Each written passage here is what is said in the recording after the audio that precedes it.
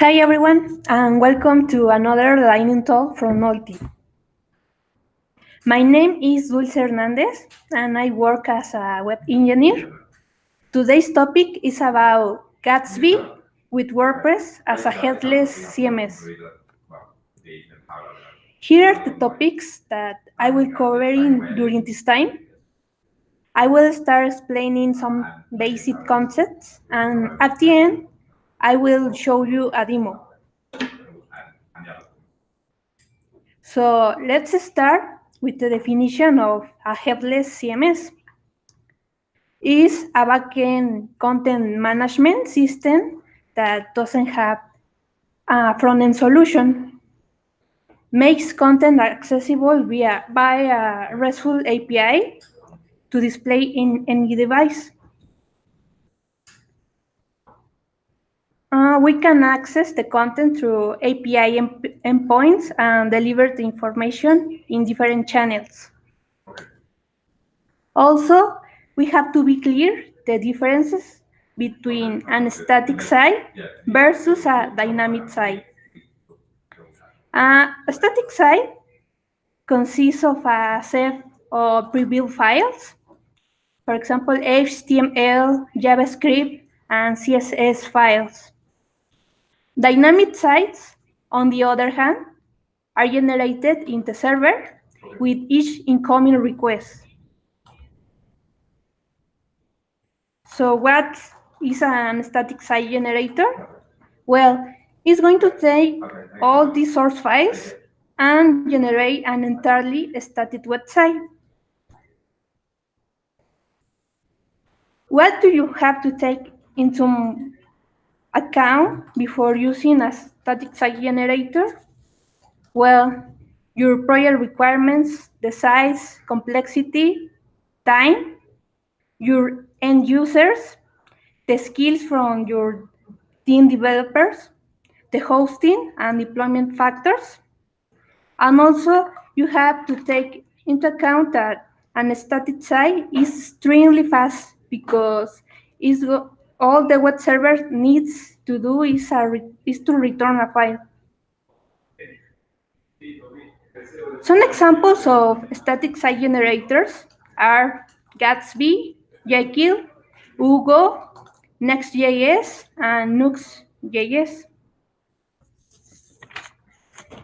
For this talk, I'm going to focus on in Gatsby, that is an open source framework that makes use of React, Webpack, GraphQL, modern ESX6, JavaScript, and CSS. You can connect with any data source and seek data locally. Then you can use GraphQL local schema to query data and generate pages. Some examples of source data are Headless CMS, APIs, databases, and Markdown files. But what is GraphQL?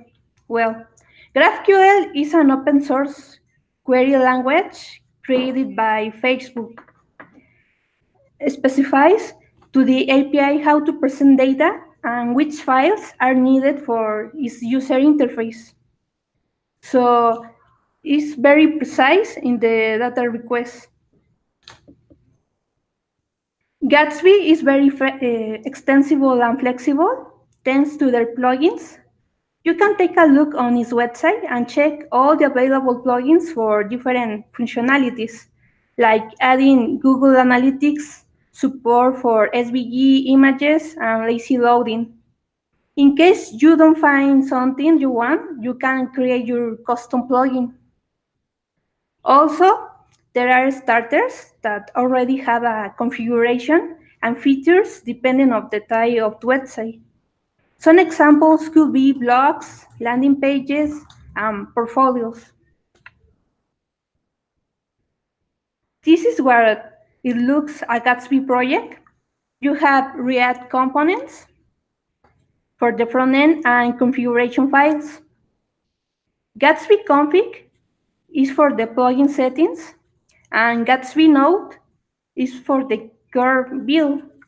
Each time you change something in the configuration files or the source of the content was updated, you need to execute the command Gatsby develop to build the files again.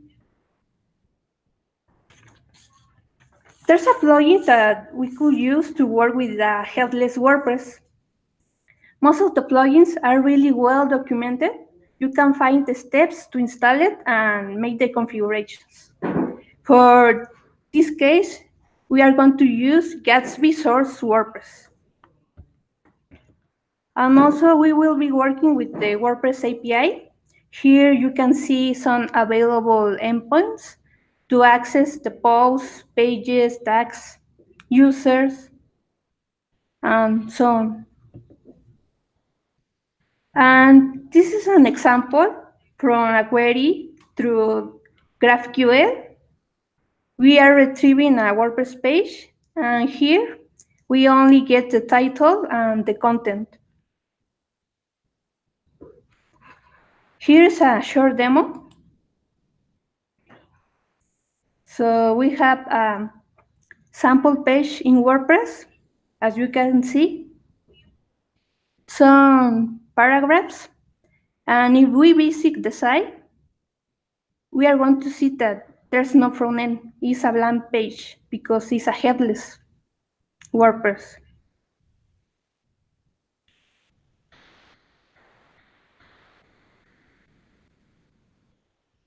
To access the pages, we need to make this query, all WordPress page, and you can see some values that could be retrieved, like path, status, title, content.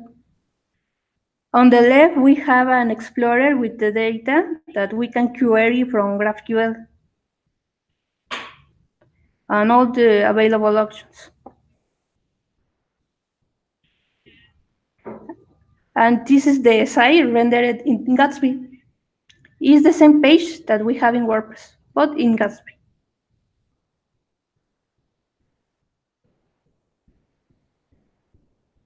And also we have an example for a post in WordPress, a title and some text.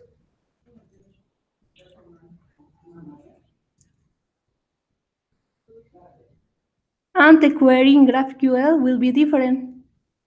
This time we'll be calling all WordPress posts and also retrieving some values to get the content, like path, status, format, title, content.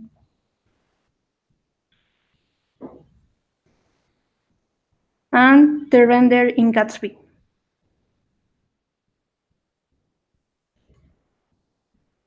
And also we can see the endpoints through the WordPress API.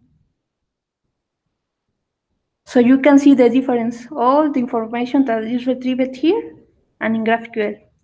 And now we have the Gatsby node config. Here we are going to put the queries, the old WordPress page and post, and how this data will be rendered in a page and a post components. As you can see, they are React components.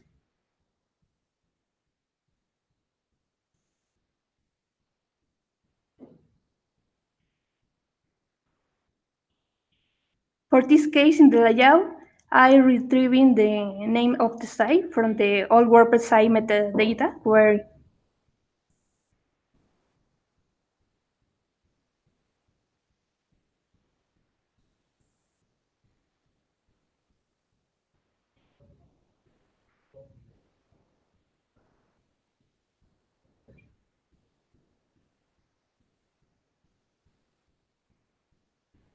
so this was a short demo, but I will be sharing my GitHub repository with a Gatsby tutorial.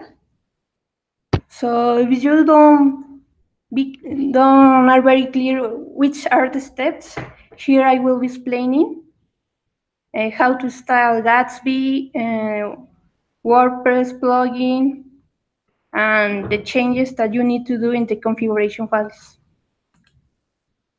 So, do you have any questions? Please post your questions in the YouTube channel.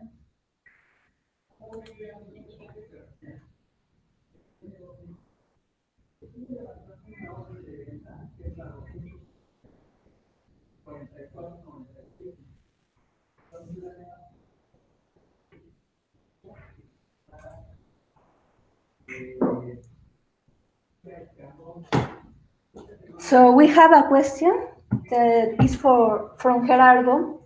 Is that from the QA point of view, knowing exactly which information you're gonna get from an endpoint is a huge advantage.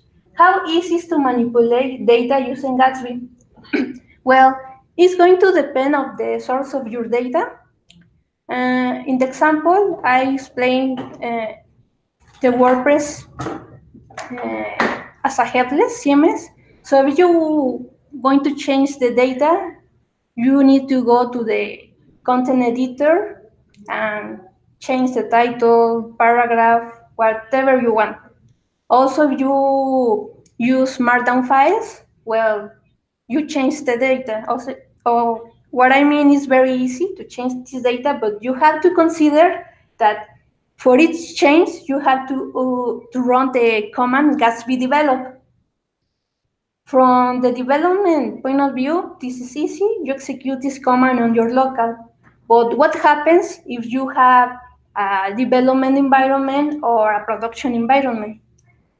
Well, you can automate this process by adding a hook in your Netlify server and in your configuration files.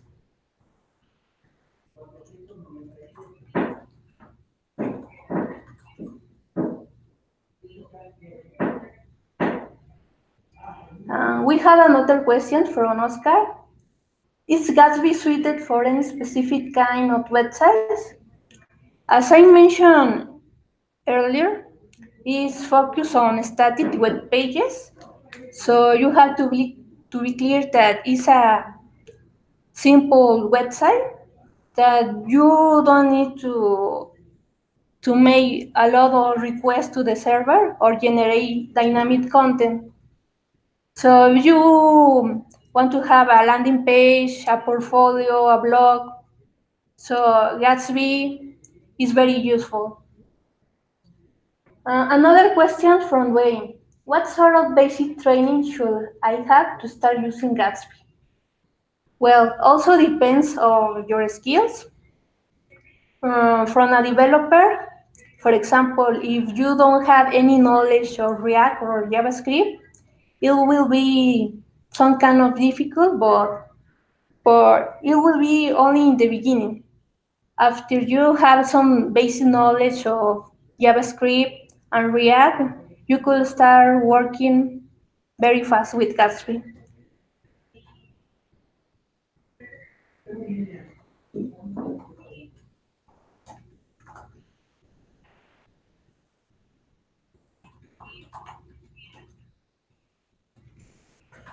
Any more questions?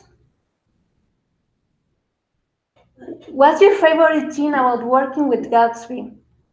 I love that question because I love React. I love the new technologies like GraphQL.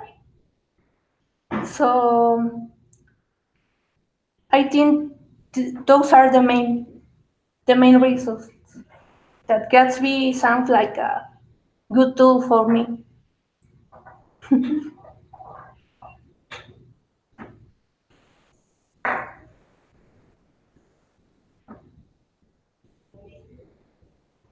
Uh, from another question from Gerardo, is it expensive in terms of performance? Not really, because it's an static site. So you have only HTML and CSS files. A question from Joshua.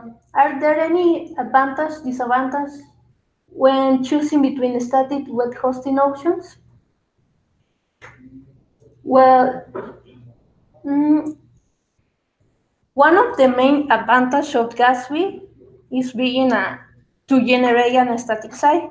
So for any host, you won't have any problems because you don't need any specific language like PHP, Ruby to execute your website. So that won't be a problem. But you have a better options to choose like Netlify because it's very easy to implement. A question from Jeffrey. Jeffrey, how difficult is to support and maintain both WordPress and Gatsby? Well, also depends on your project. Um, Speaking of terms that you have this WordPress and Gatsby in a production environment, you have to automate things. So I think at the beginning it will take some time to make these configurations, but after that, I think it won't be a problem. Another question from Jeffrey. What are the specific use cases of using WordPress and Gatsby rather than Gatsby on its own or WordPress on its own? Really good question. Well, from my point of view, as I work on different projects, I prefer working with React, but I have this problem that I need to update the content and know to have the content hard coded. So it will be very great to have a content management system. So if I want to make use of the advantage of React using this content management from WordPress, so in this case is like a really good option. But if I'm going to do something very quickly, uh, like a blog for my client, so I prefer using WordPress because it will be very easy for my client to make changes without my help in WordPress.